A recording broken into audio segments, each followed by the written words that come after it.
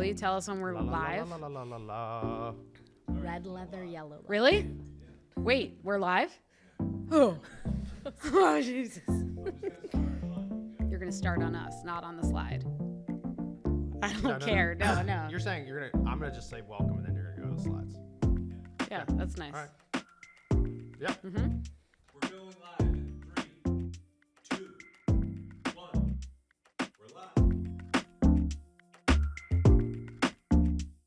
Welcome everybody. Thank you for joining us today. Hi Sylvie. Hi, Savage. Hi Kinzie. How are you? Good, how are you? Great. Well, we are going to be doing a live episode. Very live. So live. Extremely live. Extremely lively. Yeah, honestly. Lively. The Good conversation was starting before we even turned this on today. We all just said, just hold your horses. Yeah. We're going to get to it. So this month we are doing a webinar basically every day, every single business day at least. It's crazy. It's crazy. It's a palooza. It's a full-on palooza. Yeah. You don't see paloozas every day. You Have you seen a don't. palooza recently? I don't think I have. Yeah, me either. What's the last palooza you went to? I've never been to one. Lala? I think it was a Lala. Okay, so we are doing Webinar Palooza. We're doing a webinar every day. We're showing and using our new product, our new feature, Wistia Live. So excited for you to check it out. If you're in there in the chat, feel free to chat it up. If we have time, we'll get to questions at the end of this. But you're in the live thing. We're doing the live thing. We're using the live thing. Say live again. Live. And so today we're here with Kinzie Trompak. Thank you for joining us. Thank you for having me. Kinsey's the head of community-led growth events. Is that right? That's I right. did it. At HubSpot. At HubSpot. So we're going to be talking about that and what Kinsey's experience is and how to put on a great event and how to avoid making a terrible event, if you're up for that. Always. Great. But we always start the show by talking about what has us talking too loud. And there was a lot of things we literally had to stop ourselves from discussing. We're riffing on a lot. Yeah, we're going a little wild before the show started today. So, Sylvie, what has you talking too loud? What has me talking too loud? Well, I'm moving.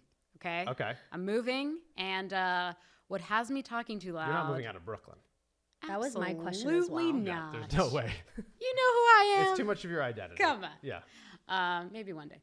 But I am talking too loud about moving companies because the quotes I'm getting are so wildly disparate. And I'm like, are you just 10 times better and that's why you're quoting me more? Or is this a racket? I mean, as someone who's moved a few times the Yeah. last couple of years, there is some difference. There is some difference. There is some difference. In like the care of actually handling There objects. can be difference of care. Difference of care. There can be. I think difference of cleanliness is another one. I want clean. You want clean. I want And then it's clean. just like, do you want them to help you pack or not? No, that I feel like I'm going to do. I don't know how you guys feel, but I like to pack. You like to pack. I like to like label the boxes and You like. enjoy that. Yes, because then I'm like, it's really here. It's really with me. Okay. I like to ignore that and just like to have someone else do it for me and then just show up and with all these boxes, I have no idea what's But in then what. you just open a box and there could be literal trash in there. Right. Because they just put everything in the box. Yeah. They don't have any order. That's true. I mean, but in particular, I think getting someone to help you pack your kitchen is the Okay, one thing that's I think fair. that is like The kitchen is- all the the kitchen's glasses fair. and all the. I mean, Yeah, you can. I've had a situation where it was a little extreme, like every fork by itself was wrapped in paper. You don't need to do that. Yeah. This Wrapped is just with a, care. if you're listening out there. This is a real This is insight. that's a little too much. But I do think take all your silverware, put it in one piece of paper, wrap Yes, it up. that's right? what I do. Throw it in a box. That's what I put do. all the other glass and stuff. It's so nice not to have to worry about that. You're right, because I do like individually wrap my glasses. Yes. In newspaper. Yeah. And then wash them. Yeah. So that's what has me talking too loud. What about you, Savage? There's a lot going on. So I talked before on the show about how I went to a 40th birthday. You did. Which is canoe camping, which was very fun. Okay. I went to another 40th birthday this weekend. Two Okay. people turned 40, and we did a fun run. Oh. And basically their vision was two of my friends who both love running, and their vision was that everyone would get to choose, do you want to run a 5K or do you want to run a 10K or half marathon? And you put in what your mile time is into a spreadsheet, and then they try to get everyone to finish at the same moment. Oh. I'm really having a hard time understanding how that's fun. I am not someone who runs for enjoyment quite ever. Like the turkey You're not trot, someone who does. Yeah. the turkey trot once a year, I Okay. will run. That's a begrudgingly. Yes. Yeah. That's And a with good a run, coffee. though. Well, the idea was that you So have, it's a walk. that you have all your friends like hand in hand, like crossing the finish line Okay, together. that's That's a fun. sweet and moment. there was like a kids like fun run that's like half a mile, and that's supposed to be timed. Okay, to end. that's nice. That is nice. I ran the 10K. Pretty cool. Of course you did. Yeah. And I haven't really been training enough. So while it was happening, I was feeling amazing. I was like, oh yeah, I'm crushing this thing. And then I'm not feeling amazing now. We're recovering. We are in recovery mode. Yes. Deep Okay. in recovery mode. And sadly I got about halfway through and I was expecting, my buddy Andrew, actually, who is a TTL listener. He's a loud talker. Hey, Andrew. He's out there. And I was waiting to see him at my halfway mark because he was doing a longer thing. And he wasn't there. And it was like, there was like people like, it's like, I guess the race was harder for everyone than like we would have thought with very little training going into it. And so, it was, what am I saying? It was a delight. But I'm very sore. But what about you, Kinzie? What's got you talking too loud? There's two things.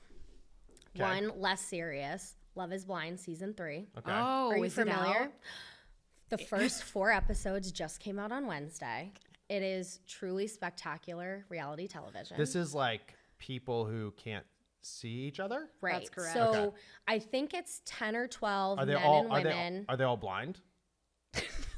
They're not. Is I that don't know. show? I don't know. I have no idea. I'm just checking. the people are not blind, Okay. but the idea is like, can you fall in love with someone without seeing them first? Oh, okay. So they're essentially in these pods, like lined up across from each other with a wall in between. So you can hear the person, but you can't see them. Wow. And how long do they like get to know each other like this? I've done extensive research on this, and Yeah. I think it's about 10 days. Okay. is- Okay. Well, Let me know in the chat if you know any more information. But I think it's about 10 days. 10 days and it can end in a marriage proposal. Yes. It should. Interesting. It should. Like, that's the goal. goal. Yeah. Yeah. So the You whole also thing watch this? is First season, not the second. Okay. you got to pick it up with season 3. I will. It's already better than season 2. Okay. I heard season 2 was eh. It was Season 1, okay. I was devoted. Season 3 is reminiscent of season 1. There's Okay. some great couples already. Wonderful. Lots of drama. Yes. Like I think, the contestants have caught on to the popularity. what So happened. they're Yeah. giving more, and I'm Yeah. here for it. Okay. Yeah. Oh, I'm here So for the that. next 4 episodes drop this Wednesday, and I will be clearing my calendar. Do you also work for Love is Blind? 'Cause you seem I'm to just know a brand lot. ambassador. Okay. No, I mean, I really enjoy the show. I think it's Okay. great. My Okay. friends and I talk about it, That's great. It's great. Yeah, So it's that, fun. Yeah. on a less serious note, on a more serious note, I'm talking a lot about the upcoming state election in Massachusetts, November 8th. Yep. I think it's really important to make sure that your voice is heard. And I think people forget that the representatives that we have in office they only reflect the people that are actually going out to vote. And at the Hell state yeah. level, they handle parks and recs, library, your Get out to education. vote. Get out and vote. The last day to register is this Saturday. So in Mass, at least. I But love a public service yes, message. that's. You really do. I'm really So here I'm for not that. sure what that says about me. Politics, love is blind, but That's good. Um, Okay. Yeah. those are the things. That's great. I thought when you were saying a light note and a serious note, you were going to say Love is Blind and serious note was going to be House of Dragon. But I don't- going out and voting also. I don't important. watch House of Dragon. You should. It's great. Okay. So you're the head of community-led growth events at HubSpot. You Yep. put on lots of different types of events. I'm just getting really serious now. You put on lots of here different. for it. You put, Switch gears. you put on lots of different types of events, both in person and virtual. What makes a great live event? Like, what do you need to do to make something that is like worth? And also, when should something be live? How do you think about those two things? What makes something great, and when should it be live? It's a great question. I think there's 2 components I think about for events in general is one, the content and what you're actually providing, what the value add is, what people are expecting to get from the event and the content. The other is audience. And I think what makes an event really great is when you walk away and you feel like you've made a great connection or you feel like you've talked to other people like you, right? So if we're running an event for developers and it's all marketers in the room, they're not going to understand the content necessarily, or it won't be as applicable to them. And they're likely not going to interact with people the way that we intend them to.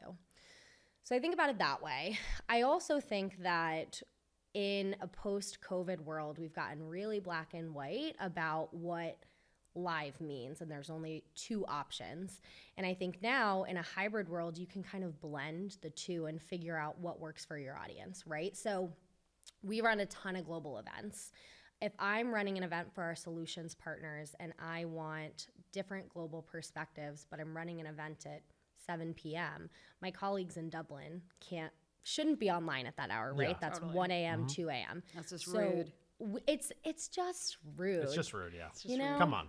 they're sleepy. It's not a great experience, and they're probably not going to be their best selves as speakers. Yeah. So They're I watching might- House of Dragon. They're not tuning or into an hopefully event. sleeping. Maybe sleeping, but you know. They could be, Yeah. but I would rather have like a quick intro from them that might be pre-recorded that includes them so that they feel like they're involved in the event, but we have people in different time zones that are able to really deliver that content and talk to our audience. And then when something is like, when should something be like live versus pre-recorded?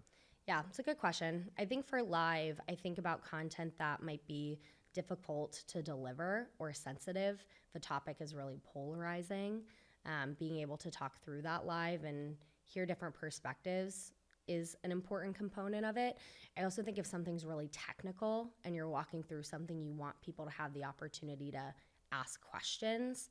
Those tend to go well for live events, live content. And you're saying like the first one where it's controversial, is that because like you're going to get more people to come to it because it's live and they're like waiting to hear of like the details, or is that because you can flesh out more of the details and answer people's questions in real time versus like having it be pre-recorded and not know how the audience is responding? Right. It's the latter. I think having that real-time feedback is really important, especially too because a lot of times when we're eliciting feedback in the B2B world, we're going to people that we are familiar with, that we know are going to give us good feedback, not necessarily good in a positive way, but we know thorough. We know that they're going to give us their point of view, but that may not be representative of your entire customer base or the masses. And so being able to get that in real time, I think allows you to understand the group better. I will say that also could have other implications, right? Like if it's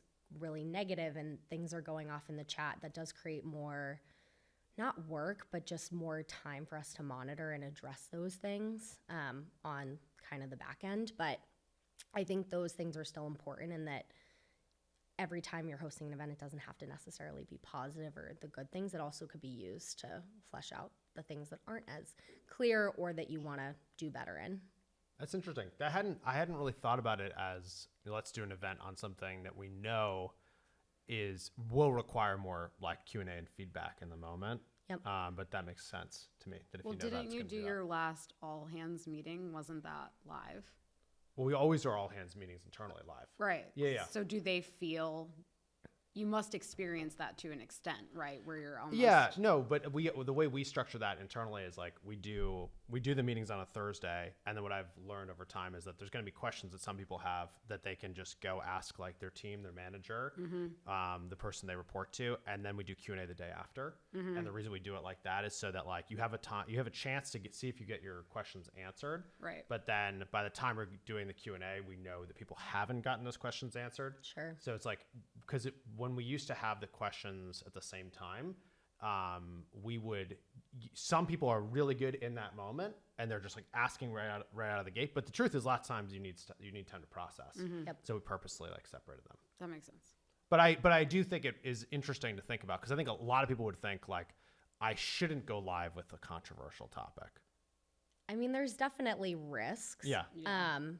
But I also think that, and when I say controversial, I just mean in terms of like content that may not necessarily land the right way, or something new and it's a little bit risky. It's like you're testing something with your partners. Absolutely. And you're not sure how they're going to handle this. And you have flexibility maybe, and like you might change your plans based on what they're saying. Absolutely. That makes perfect sense. That does make a lot of sense. it lends itself to like the authenticity Yeah. too of live, which is something that I think about a lot in terms of live content. I could Yes. see like people out there who haven't really dipped their toe into the live content world. They have a lot of anxiety. Like, I think they see the value of authenticity, but have a lot of anxiety around making mistakes. So, like, do you have advice for folks who haven't yet, like, dove Dive. Dove. into that world? It's a great like- question. We will get to the bottom of how to pronounce the Yeah. past tense of dive. I think what I always tell my team, and really anyone that runs events or live content, is just expect that something's going to go wrong. And if you're afraid of making a mistake, you're never going to get into events because they just happen. I was telling you earlier, the first time I ran an event in Los Angeles, it was an in-person prospecting event. I had chose this beautiful outdoor space at this iconic cafe. I was so excited it was going to be outside, and it downpoured the day of. I mean, everything, the tables were soaked, the ground was wet, there was no space to move inside.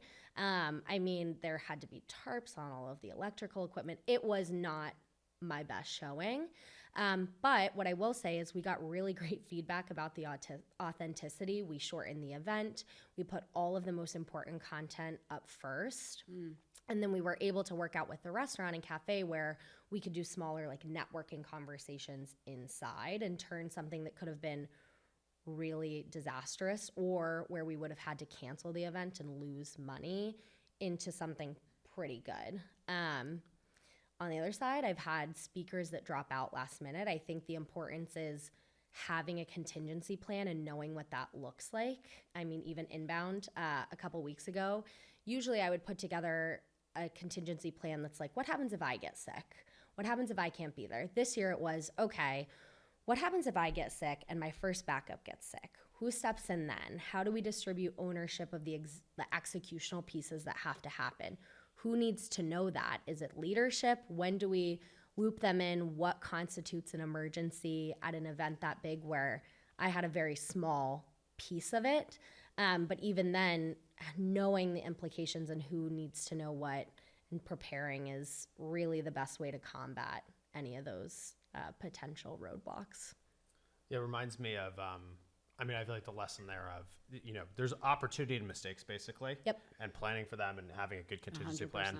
But I remember when we did, we used to do this conference, Wistia Fest, and the first one we did, we had this idea we were really excited about, which we're going to have food trucks for all the lunch instead of having, we was at a hotel, instead of using the food at the hotel. Sure. And we're like, oh, we're going to show them the coolest food. It's going to be so awesome, blah, blah, blah. Well, of course, what ended up happening is like they were late. Yep. And it started pouring. And so everyone was going to have to walk outside in the rain. And completely organically, the team, like the Wistians, just like found umbrellas and like held them up so people could walk underneath them and like stay dry to get to the food trucks. And when we were doing all the surveys after, it like, you know, the favorite moment that people had at the event was that moment. Right. Standing under the umbrellas. Yeah. And Make it was them like, feel special. yeah, Yeah. and it was funny because, of course, we spent a lot of time on the content, a lot of time on all these other things. Sure. But that moment was it's like how you handle it, right? Is like what Yep. matters, and being able to be, I think, have a plan and be confident enough in the moment that you can handle it well is like the difference, right? Sure. And it also too becomes muscle memory. The more you do it, the more you know what to do instinctively. But I do think some of the events that I've run that you could look back and say were the most disastrous or the biggest problems popped up ended up getting great feedback because people are human and they remember that mistakes happen, which is something that I always try to remember and tell my team or other people that we're working with, that sometimes there's so much that's out of your control. You can only do what's in your control, which is planning for it, creating a contingency plan, and knowing how to communicate that. Yeah. I mean, I feel like that is like one of the biggest lessons of making content in general. Absolutely. It's just like we're human beings. We make mistakes. Sometimes we missay words. That's fine. Right. In fact, if you never do that, it feels too Yeah. professional and it can feel off. Right. Well, then you lose the authenticity of it. Yes. Exactly. Yes. Yeah. You've been doing all different sorts of events. What do you think now? Like, where are we with COVID? Like, are we completely back to normal? Are some people never going to go back to events in person? Do you think everyone, like, how do you all think about that strategically? Like, when you're planning out, should this be in person or should this be hybrid or should this be virtual? Like, how do you think about it? It's a really good question. I will say some of the bigger events above my pay grade on how we decide those things. Well, how would you decide them?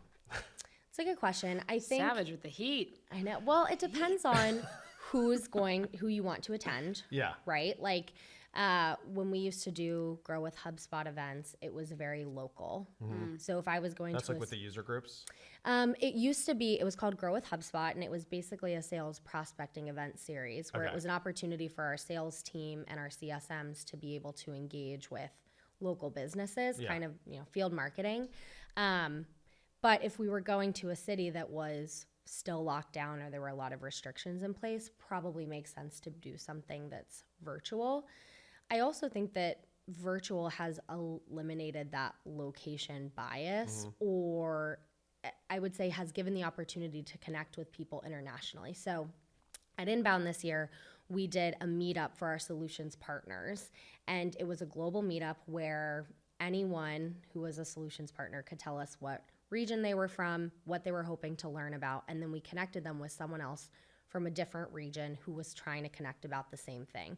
And it was a great opportunity, one, for them to connect in a way they never would have before, but two, there was no fear of competition, right? Like they weren't thinking about how to talk to the same businesses or what problems that they faced that they might not want someone else to hear about, but they were able to reframe it and think about, okay, how can we relate in that way? So I think those are some of the things. I also think that with a lot of the series-based programming that we run, where it's week over week, we're trying to get a wide variety of folks joining with different backgrounds, different industries. And so the more targeted you get, the more in person, the less opportunity there is The less in some ways. Okay, because like even putting the you might find 10 people or 50 people that all are in some industry, and Yep. if you do it in person, you guarantee you can't get them, and if you do it online, you can get them all. Sure. Yeah, that's It's it. not always that way, Yeah. but I think for some of the events that my team is running on a smaller scale, Yeah. it definitely presents more opportunity than if we were planning something in person. Interesting. sense. Yeah. You had mentioned early on some of the benefits that are like inherent to live. You said like connectivity. Obviously, you just talked about like global events where you can talk to a room full of people who are in very different locations. Are there other, just like thinking about how you guys are going live for the first time, are there other benefits that you've seen in the events that you've run, for the last several years? Like I'm thinking specifically virtual live events. Yeah, it's a great question. We have started to pilot a new series where we're getting together a smaller group of customers who either have the same interests or maybe they're from the same industry, and trying to figure out new ways to connect them. I think community-led growth is a new like name, but it's not a new concept. And the way that we think about it at HubSpot is we've moved from this go-to-market of, okay, trust us as your sales team, trust yourself with inbound marketing, trust your team with product-led growth, and now it's trust each other with community-led growth.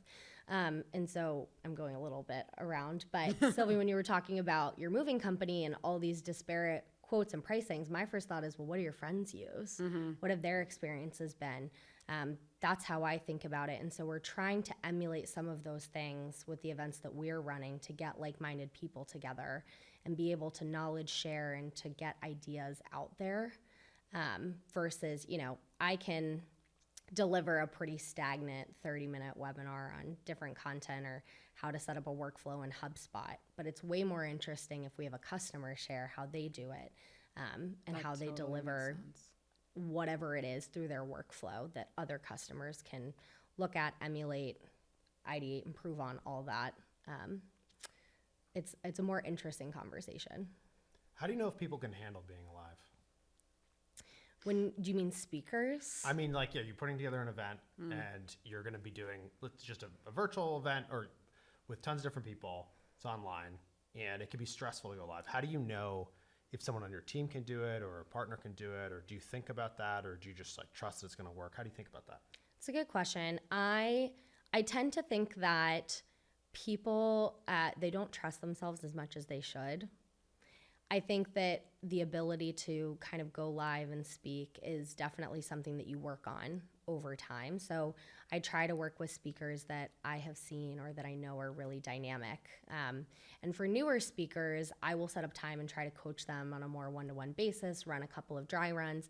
And I always tell them to think about it, especially when you're virtual, as being your most like authentic reality TV self. Like you want to be yourself, but you want to be the most gregarious, charming person, you know, that you can be, because if not, it does come off a little monotone or that you're reading from a script, and that's not the intention. Right. But I think It's like, imagine you're on Love is Blind.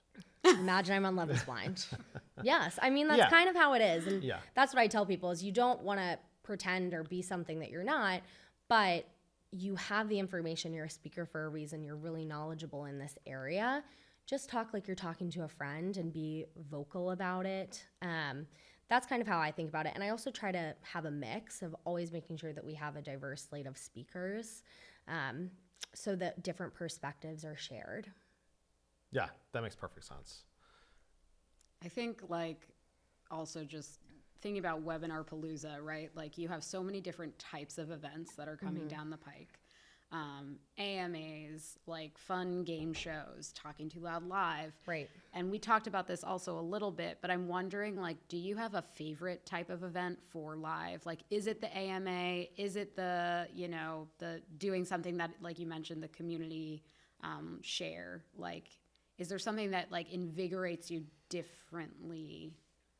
It's a good question. I'm a big fan of the fireside chat or AMA that tends to be a more intimate conversation with a small group of people.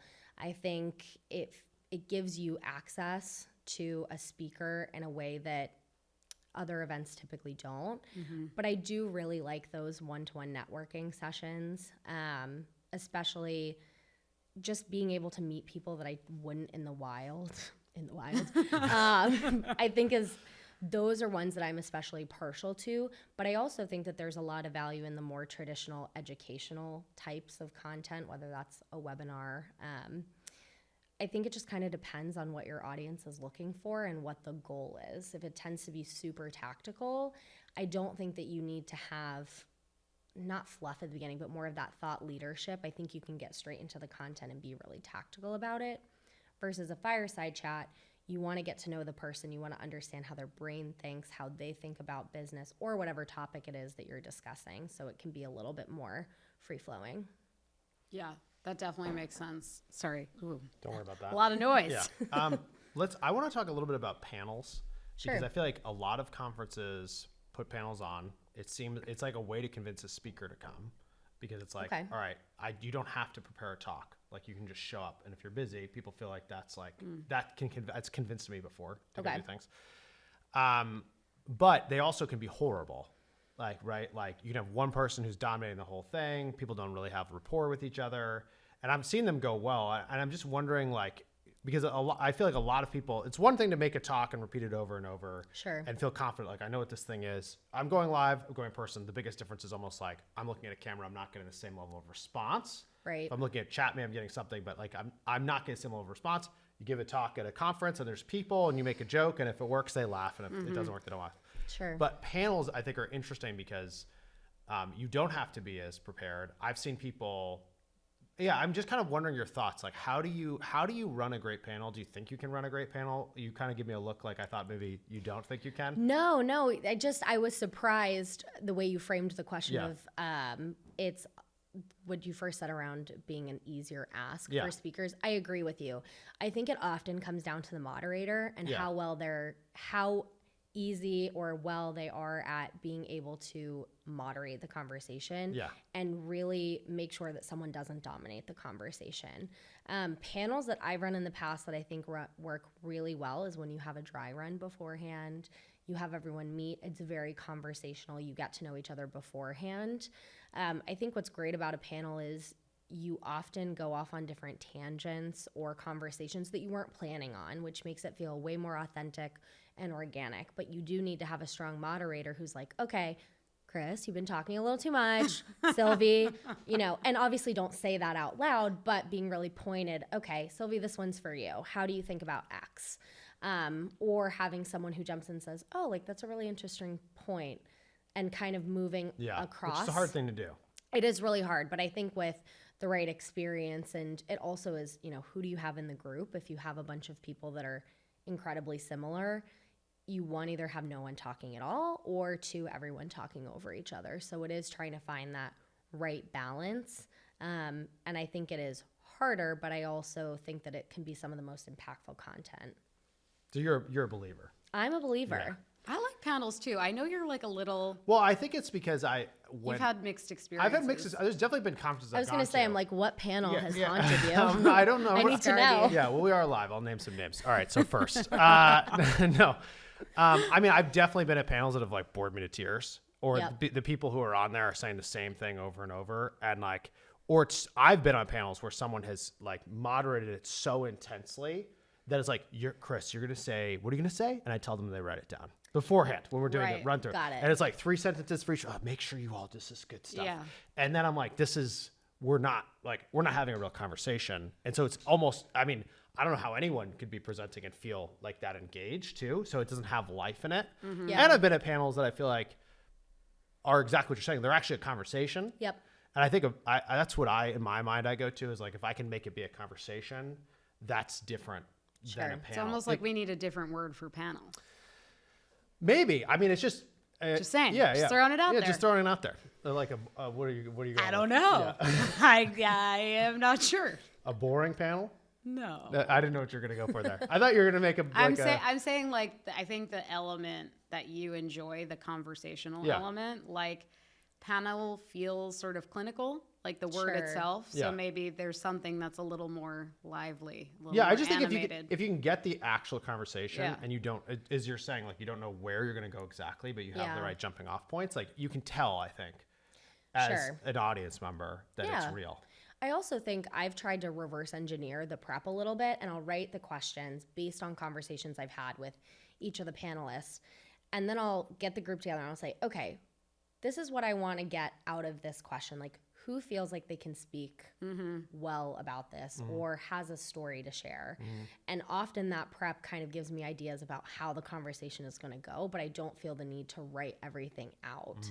So I've definitely seen panels run the other way, and I think sometimes you need to, depending on who the speaker is. Like if it's someone who, sure, they may not want to prepare a talk, but they want to make sure that their talking points are approved, or you do have to kind of adhere to that. But if it's a little bit more flexible, I tend to run it that way.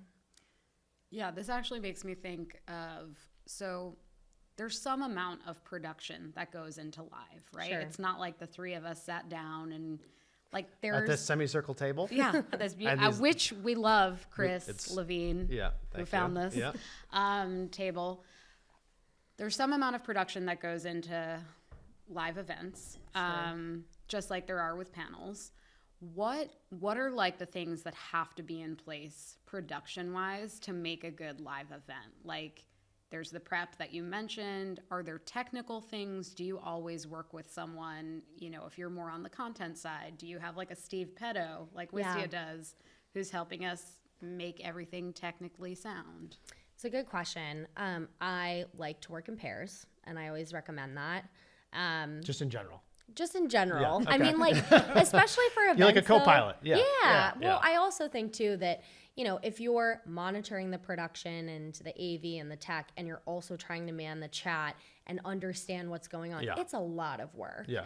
And so you do need someone who's engaging with the audience and pulling the questions that you want to ask live or that still need to get answered, but you need to figure out, like, where's the right place to put them? Is it a certain article? Is it a blog post? Is it HubSpot community? Like, you need someone manning that, but then you also need someone who's there in case a speaker's Wi-Fi goes out, or the platform you're using glitches. Like, you need someone to do that. So I recommend working in pairs. I also think that sometimes those things are just out of your control. But again, like, if you can control as much of that. Depending too on the content, if it's something that it has to go right, or it's really important to share for whatever reason that is, having pre-recorded content as backup is not a bad idea. Only because, It's interesting. if something completely cuts out, and you still need to share the messaging, and it's important to get it out that day versus recording it later and sharing, I think that also works. It's funny, when we were doing our launch last week, Yep. obviously we prep it and we go through and we have the slides, and Brendan and I are figuring out like who owns what, and we're doing it. And my favorite feedback from it was like, basically, or in the moment, there were people commenting like, hey, I thought I was getting a live event, but this looks too good. It's not, like, is this live? Sure. It's not And it was live like enough. because of like Steve Petto setting this up, and we did have some like launch videos and stuff we were playing as well. And then we had some nice flubs, so it's fine. I was like, no, it's live. Yes. But it is an interesting question to ask yourself, which is like when, I mean, I know we started with this, but it is interesting, like when should it be pre-recorded versus live? Because I go back to like the energy in live is different, and the fact that you could screw it up is part of the fun, and how you handle the screw up is part of the fun. Because the truth is, like, I think in any event, the audience should want to be there, right? Like they're opting to go for some reason. And I feel like I learned that when I started to give talks in person of like, no, most people don't want to watch a boring talk. Right. Like if someone's just like, they're actually rooting for you, because the last thing they want to do is sit in a chair and be bored to tears and not be able to get up. Yeah. And it's a funny realization. I tell myself the same thing too with like something that's online. I'm like, these people want to be here. And so if we have a problem, or you pause for a second, or you have to fix some glitch, like they're rooting for you. They should be rooting for you, which gives me more confidence that like, well, if you do screw it up, like it'll be fine. Yes. I think you have to remember that piece of, if you do screw it up, it will be okay. I also think that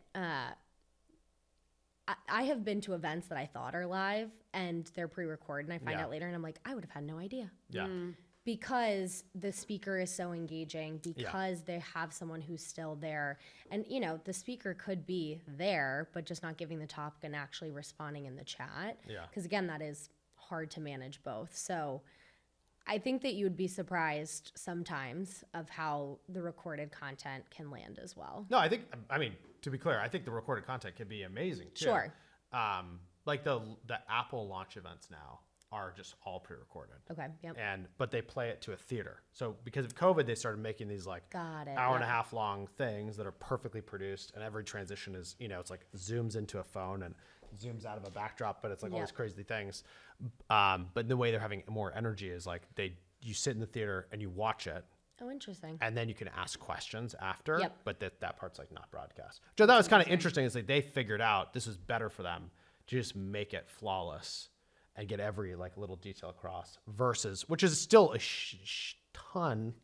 Wow, I stopped myself. It was amazing. A I stun. was like, we're live. Ton, A stun. a ton of work. It's interesting to see that versus the ones that are totally live versus not. And it's probably also just worth exploring and trying to figure out what works best for you. Absolutely. And what the audience prefers. And two, I think speakers really thrive off of how the audience is responding. So if you're really confident in the content, it's going to land well, it probably works in your favor because you have people cheering for you, rooting you on. Yeah. If it's content that you're not so sure about, or you're testing something out and you're quite frankly not sure how it's going to go, and you have a negative response, I've also seen that with speakers where it deters naturally because you want the praise and you want things to go well. Who's the best speaker out there right now? Oh, that's a really good question. Who's the best speaker out there?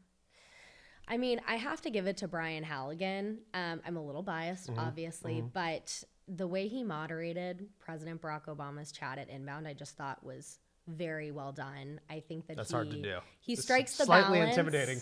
It's very intimidating, Yeah. and he strikes the balance well of being able to handle like that executive political presence and still feel like he's having a conversation with a pal. I was very, very impressed by his work. So Yeah, that was awesome. I would say he's like the first person that comes to mind. But I've also seen other speakers, I mean, even at the celebrity level, like I think Andy Cohen is a great speaker. I think he does a great job of moderating chats with a lot of different types of celebrities. He's very sharp. He's sharp. He's very sharp. I think he does a great job of managing big personalities, sometimes contentious conversations, and he has a lot of different types of people on his show. He does Watch What Happens Live, I think, every night at 10 p.m., and there's all sorts of people on there. Like, he had Oprah on once, but then he also has the Bravo celebrities. The Bravo celebs. I think of him as well. Cool. There's like the two that come to mind. Yeah. I mean, those are good picks. It's interesting too, because we're talking about like pivoting a conversation, how you manage the talent or how you manage someone going off script or manage like the gravitas, right? In the case of Barack, we just call him Barack around here. But the, You don't want to call him Barry? yeah, no, not gonna be offensive. But I think that's interesting because there's also, I feel like this other trend that we've seen this in our data actually, that basically since COVID started, people are willing to watch much more long form content. Like, the viewing of content that's over 30 minutes, over 60 minutes gone up a lot. Yep. And I've talked to a lot of people about why do you think this is? Because it's like in the video world, 4 years ago, if you said, how do you make great videos? Like, make it as short as possible. Yes. And now it's changed where it's like, yes, the short as possible stuff is basically on TikTok and Reels Right. and YouTube Shorts, and you're literally 1 second at a time. But then there's also much more long form content. And there's a lot of like video podcasts that are extremely long form, 2 hours an episode, 3 hours an episode. And it's like the opposite almost of like moderating, because it's like, instead of me trying to pivot you off of this topic in some given point of time, we're just going to be here for so long that it's fine. We'll get all the good stuff out. And their strategy is very much like, get the 3 hour thing and then take the clips to use that to drive the show. They, get the clips like spreading and stuff. And it's just interesting to see these things happening at once. It makes me think a lot about too, if you're trying to decide what type of content to make, like really ask yourself the question, like, what's the format of the content? Yep. Absolutely. Like, we know what talking too loud is because we do it all the time, and it starts with us talking about talking too loud, and we get in the interview, and then we close the thing down. But the helpful thing about it is like it's like reps and sets on the same things. Right. You were saying muscle memory. Yeah. But also there's like many different versions of this, and I think a lot about like, how do you match the content you're trying to make with the people and the message, and then get into a format that's repeatable. Yeah, I think that's a great point. It's interesting, the evolution of video and how it has changed. And I find now that people are willing to sit through that long form content, especially if it's a topic that they really care about, they're invested in, or it's something that they don't know a lot about. But it's interesting because if you had told me that a couple of years ago, I would have said you're crazy. Yeah. I think. Yeah. It's like the opposite of what we were saying. Right. It was really like, make it as short as possible. And now it's like, no, if someone's really into something, you can go so deep on that topic. Sure. It's crazy. And actually a lot of the stuff that performs really well is the extremely long form stuff. Yeah, the deep dives. One other question I had, if I am a B2B business and I'm about to go hard on my live content, give me the playlist. What should I be watching ahead of time? What should I be reading? What should I be kind of like helping me get there? It's a good question. I think that there are a lot of companies out there that are doing it well. But I would also say too, you have to understand at a base level, what are your technical requirements, because that will either enhance or limit what you can do. So if you need a platform that's secure or accessibility is a non-negotiable, you want people to do breakout rooms, all that sort of stuff, you have to know that ahead of time. I think after that, trying to figure out, okay, so what that platform is, what's the content that lends itself best to that. I think podcasts are a great avenue that people often forget about for live content, but I think those are great. I would also say too, there's so many resources out there. I know at least like on our side, HubSpot Academy has a lot of resources about content, video marketing, and kind of just where to start. So I think figuring out, one, like what platform, two, what your audience is, three, the type of content that fits those, and then finding the right resources is where I would start. Cool. Good. Steve, we got any questions over there? Not yet. Okay, great. That means we covered it all. We solved the problem. I guess so. So what do you want to hit, Sylvie? Well, I'm also thinking more about like flubs, like things that happen, mistakes, right? And we talked a bunch about that. But like, what are some of the best recovery strategies that you've seen? Like, if Savage were to like Dump my water all over the table. which he could easily do. It's not about him. Like what do you look for in like a great recovery? I think just being accountable, as weird as that is, and being very explicit about what happened. If it's, oh, I just spilled my water, give me 1 second while we clean this up, whatever that is. Yeah. Because a lot of times people don't actually, like, you acknowledge what's happening, but sometimes they may not be able to see it, especially if you're on Zoom. So I think that works well. I also, too, just in general, making light of it, I think tends to work well with the recovery piece. But in general, like, as long as you don't make it worse, you're probably okay. No, that totally makes sense. And then this is also like nitpicky, and I was asking you before, but like, how do you feel about having, like I have my phone here in case I need to like look at the interview brief, and like you have a printout of paper, and Savage just has it all in the noggin. He's not looking at a monitor No, I at wouldn't all. look at anything. No. Like, do you feel like it changes the vibe if people have like sort of notes around? Do you think like do whatever makes you feel the most comfortable? Where do you fall on those lines at a live event? Yeah, I would say you want to do what makes you feel comfortable. I have seen speakers who feel limited by speaker notes, and they tend to do better when they talk off the cuff or have bullet points or an outline of what they want to discuss. I've also seen speakers who want to make sure that they hit all of their points and that they discuss what they plan to. And so I think speaker notes helps there. I tend to encourage whatever makes you feel most comfortable. I was telling Sylvie, I write all my things out. I rarely look at it, but I like the comfort of knowing that it's there in case I get stuck. But it just helps me prepare and think through what are the things that I want to talk about, what's important, what's happening in the industry, those sorts of things, so that I at least give it thought, and then I can come and be a little bit more organic and chat through what's currently in my mind.